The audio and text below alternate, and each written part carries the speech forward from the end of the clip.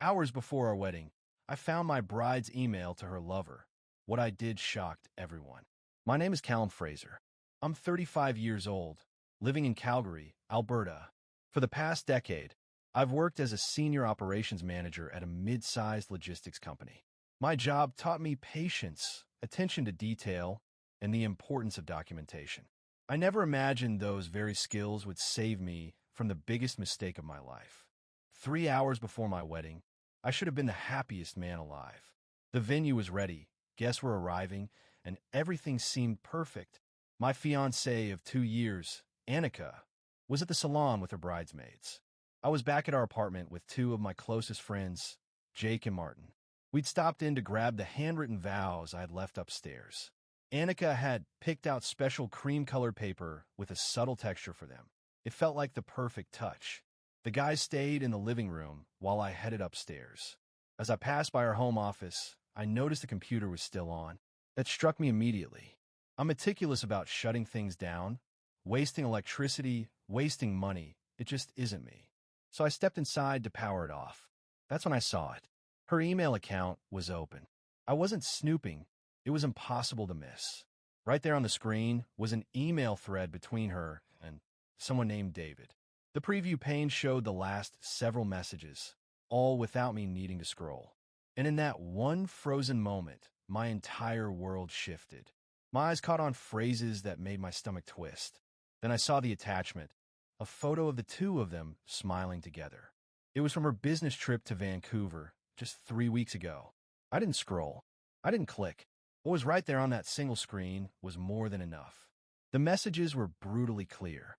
Annika told this man she had no intention of leaving me. She called it just an affair, one that would end after the wedding. Her words cut deeper than any blade. Once I'm married, we'll need to cool things off for a while. Callum's a good guy, stable. This was fun, but I need to focus on building my future. Her future, with me, while sleeping with someone else. I stood there for maybe 30 seconds, not moving. My hands were steady.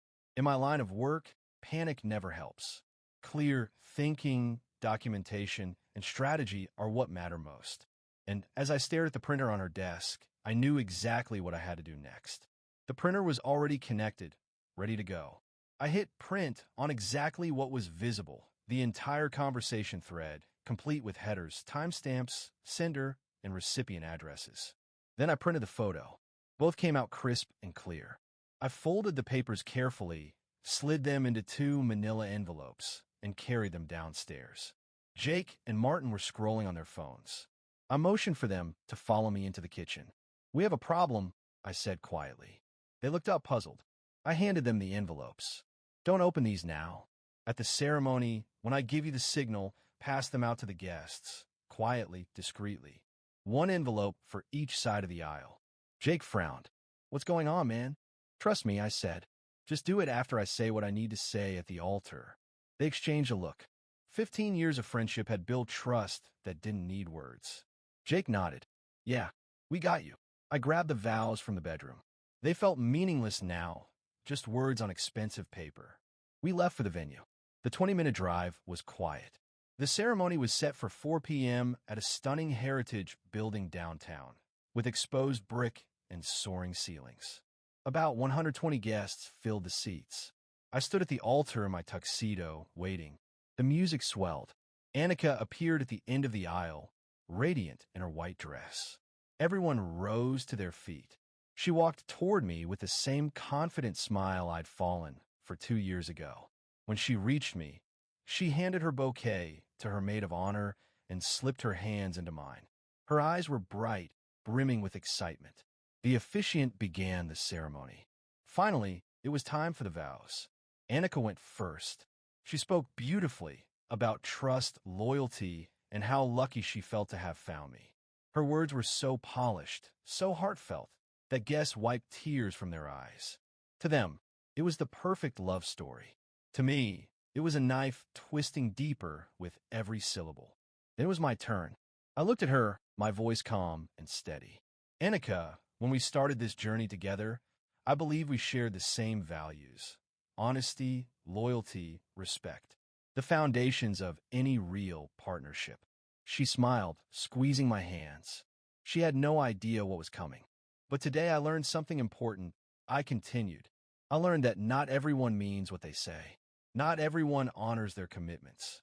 And sometimes, the person standing right in front of you isn't who you thought they were. Her smile faltered. Confusion flashed across her face. So when you ask me if I take you to be my lawfully wedded wife, my answer is no. I don't. Gasps rippled through the room. Annika's mouth dropped open. What? She whispered. Callum, what are you doing? I'm doing what I should have done the moment I discovered the truth, I said evenly. This afternoon, I found your email account open. The conversation with David, the photos for Vancouver, the messages where you admitted you planned to keep seeing him, but end things once you were married, because, in your words, I'm stable. Because you needed to focus on building your future with my resources. Her face went pale. I didn't go looking for this, Annika. It was right there on the screen, and I documented everything. I released her hands and nodded to Jake and Martin. They moved through the crowd, handing out the envelopes. Guests opened them, their expressions shifting from confusion to shock as they read the emails and saw the photo. The sound of paper rustling filled the room, followed by silence. A heavy, absolute silence. No, Annika said, her voice rising in panic. That's not. You're taking it out of context. Callum, please. The email headers show the date and time, I told the crowd. 3 weeks ago, during her so-called business trip in Vancouver. The timestamps don't lie. Neither does the photo. I turned to the officiant. I apologize for wasting your time today. There won't be a wedding. Then, addressing the guests. I'm sorry you came all this way. The reception is already paid for, so please, stay and enjoy the food and drinks. But I won't be joining you. Annika grabbed my arm. You can't humiliate me like this in front of everyone. I looked her straight in the eye. I can, and I just did. You made your choices, Annika. You risked everything for an affair you planned to hide from me for our entire marriage. I'm simply making sure the truth comes out before I legally bind myself to you. Her mother rushed forward, face red with anger. How dare you embarrass my daughter like this? I'm not the one who should be embarrassed, I said, keeping my voice level. I'm not the one who cheated. I found proof of infidelity hours before making a lifelong commitment. What would you have me do? Pretend I didn't see it. There was no arguing. The evidence was in everyone's hands. Denial was useless. My mother approached me gently. Callum, are you all right? I'm fine, Mom, I said quietly. I just need to take care of a few things. Can you and Dad handle the explanations here? She squeezed my shoulder. Of course. You do what you need to do. I walked down the aisle past rows of stunned guests. Some reached out to pat my back. Others just stared in disbelief. Jake and Martin quickly fell and stepped beside me as we exited. Outside, the September air was cool and sharp. It felt cleansing. It was only 4:30 in the afternoon. This was supposed to be the beginning of my married life. Instead, it was the end of a relationship I'd invested 2 years in. That was intense, Jake muttered as we reached my car. You okay? Martin asked. I'll get there, I replied. Thanks for having my back. I got in and drove straight to my lawyer's office. I'd called him on the way to the venue, so he was expecting me. Richard Torres, the same lawyer who had drafted my prenuptial agreement 6 months earlier. Annika hadn't been thrilled about signing it, but I had insisted. Now, I was thankful I had. Richard met me at the door of his office. Callum, I got your message. I pulled your file. Good, I said. I need to know exactly what steps to take to protect myself legally. He nodded. First, the good news. You're not married, so there's no divorce to file. The marriage license is void since the ceremony was never completed. You'll want to notify the registry office Monday morning, but you're in the clear. What about shared assets? I asked. You don't have any joint accounts or shared property. The apartment is in your name only. Still accurate? Yes. She moved in a year ago, but nothing's in both our names. Perfect. I recommend changing your locks immediately. If she has keys, you don't want surprises. I nodded, already planning on it. The documentation you gathered today, Richard added, is your insurance if she tries to claim anything or cause trouble. We went through the rest. Canceling shared subscriptions, removing her as a beneficiary for my insurance, notifying the travel agency about the honeymoon. By the time I left Richard's office at 6 p.m., I had a clear action plan. I drove to the hardware store, bought new locks, then stopped at my parents' house. My father pulled me into a hug. "I'm proud of you, son. That took guts." We sat together, and they filled me in on what happened after I left. Annika had stormed out of the venue with her bridesmaids and mother. Most guests stayed for the reception, and the general consensus was that I'd done the right thing. My mother set a cup of tea in front of me. "Your Uncle Tom said you handled it with more dignity than most people could manage." I smiled faintly. The evidence spoke louder than anything I could have said. "What happens now?" my father asked. "I secure my apartment, cancel the honeymoon, and move forward," I said simply. "The resort should refund most of it. The venue's non-refundable, but that's a small price for avoiding a bigger mistake." That night, I stayed at my parents' place. Sunday morning, I returned to my apartment with my father and Jake. We changed every lock. While we worked, my phone buzzed nonstop. Messages from Annika, her mother, her friends. I ignored most.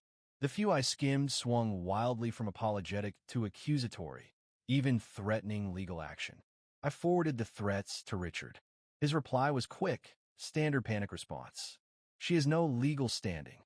On Monday morning, I was back at work. My boss, Patricia Hernandez, called me into her office. "Callum, I heard what happened this weekend. How are you holding up?" "I'm all right," I said. "Are you ready to focus on work? If you need time off, we can arrange it." Honestly, I admitted, staying busy is better for me right now. She nodded. "Understood. For what it's worth, you did the right thing. Better to find out before the marriage than after." Work was a welcome distraction. We had a major shipment coordination project for a client in Edmonton, and it kept my mind occupied. My colleagues were supportive without prying. A week later, my phone rang. It was Annika's mother. "Callum, we need to talk," she said firmly. "You should give Annika another chance." I kept my voice calm, stating that I had found proof of ongoing infidelity just hours before my wedding. Annika wasn't sorry she did it. She was only sorry she got caught. There's a difference. Her mother called me, pleading for a second chance on her daughter's behalf. "She's devastated," she said. "You're being cruel." "No, Mrs." I replied evenly. "I'm being rational. Your daughter betrayed my trust in the worst possible way. I simply made sure everyone knew the truth before I legally committed to someone who didn't respect me." I hung up before she could respond. A few days later, I contacted Annika directly via email. My message was short and professional. "You have until Saturday, October 5th, to collect your belongings from the apartment. I'll have 2 witnesses present. You'll have a 3-hour window. Bring boxes and assistants. Please respond with your preferred time between 10 a.m. and 5 p.m. She replied within the hour. Saturday at 2 p.m. I'll bring my brother. Her brother Marcus was a decent man.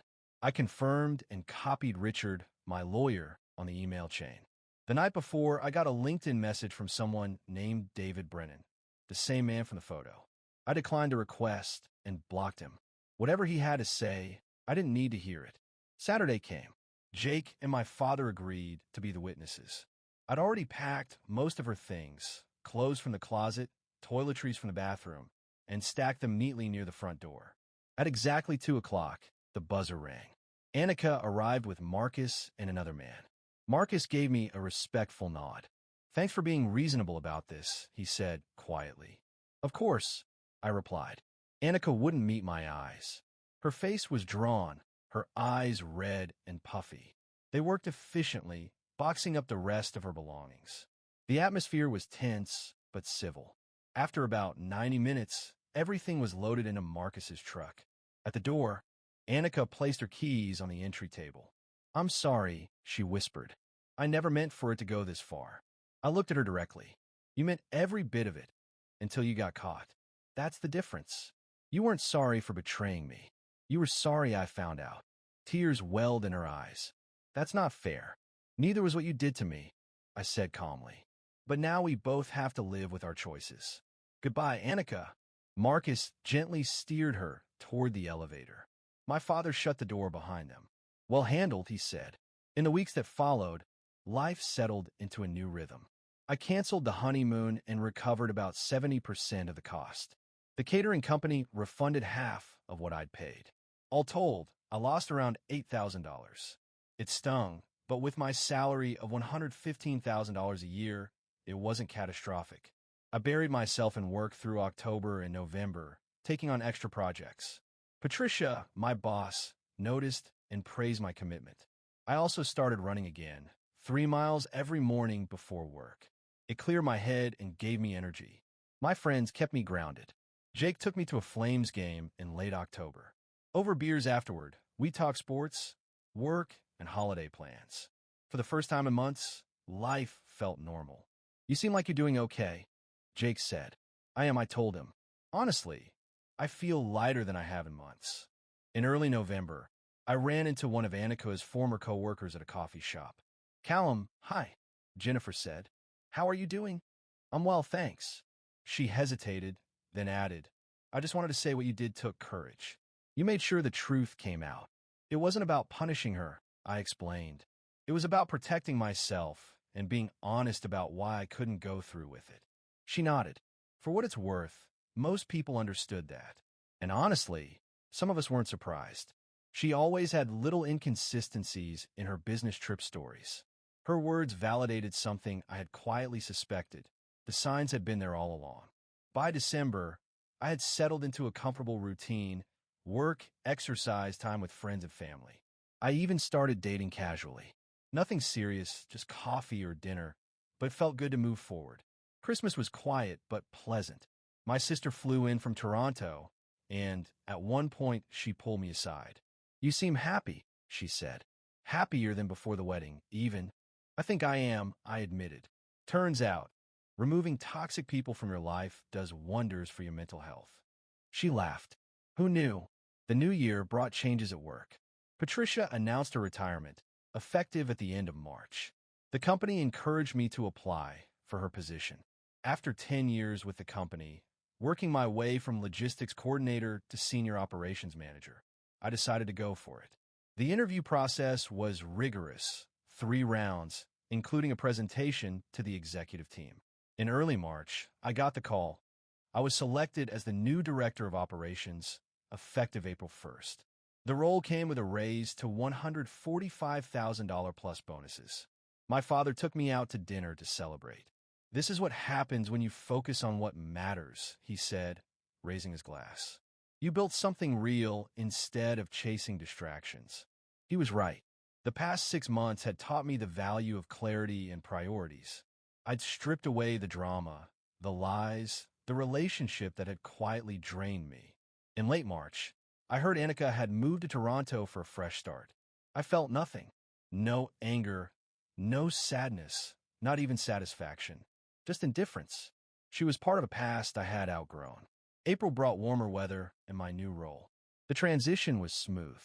My first initiative was consolidating vendor contracts to cut costs without hurting quality.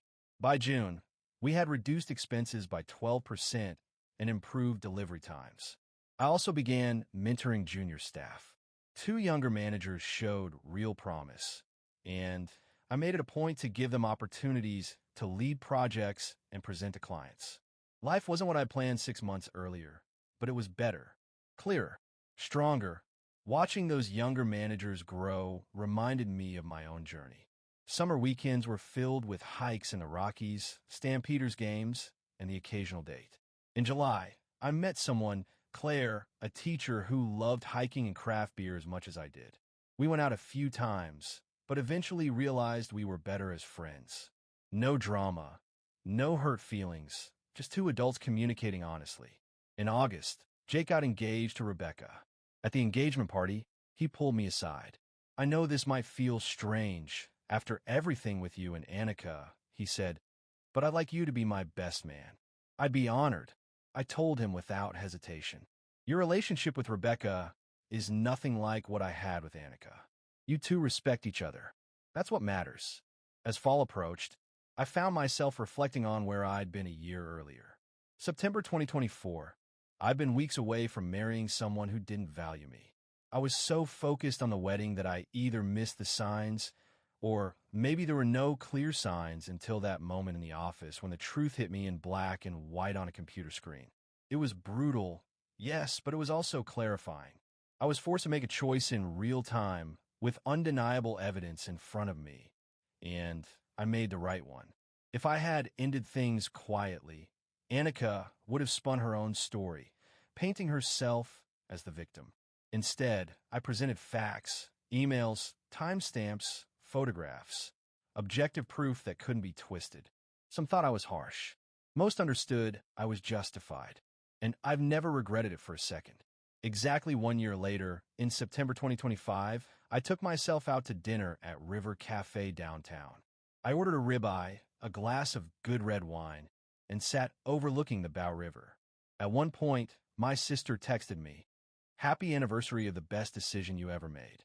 I smiled and replied, "Thanks," celebrating it properly. Over dinner, I thought about everything I'd learned. Trust your instincts. Protect yourself legally. Document everything. Don't let emotion override logic. Value yourself enough to walk away from people who don't respect you.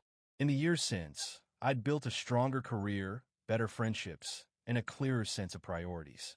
I'd started dating again, traveled a bit, and invested in myself. I was open to finding someone real eventually, but I wasn't in a rush. I was content. When I walked out into the cool September evening, the city lights reflected off the river. The air was crisp, full of possibility. I thought back to that day. 3 hours before my wedding, I'd uncovered betrayal. I could have ignored it. I could have rationalized it. But instead, I chose clarity. I acted with purpose. Some called it revenge. I called it self-respect. The aftermath wasn't easy, but it was freeing. I'd removed a toxic person from my life before she could cause more damage. A year later, Annika was in Toronto, living her life. I was in Calgary, living mine. Both of us had moved on, but I'd moved on with my dignity intact. That's the truth about revenge, or justice, or whatever you want to call it. When it's done right, it's not about hurting someone else. It's about protecting yourself, telling the truth, and walking away clean. That night, I drove home, poured myself a bourbon, and looked out at the city from my window. My apartment was truly mine now. Every trace of her gone, replaced by the life I'd built since. Tomorrow would bring work, progress, another chance to keep moving forward. The past was settled. The future was mine to shape. And that was enough. If you enjoyed this story, please like the video and share your thoughts in the comments. And if you haven't already, subscribe and turn on notifications for more stories like this one. Thanks for watching, and I'll see you in the next one.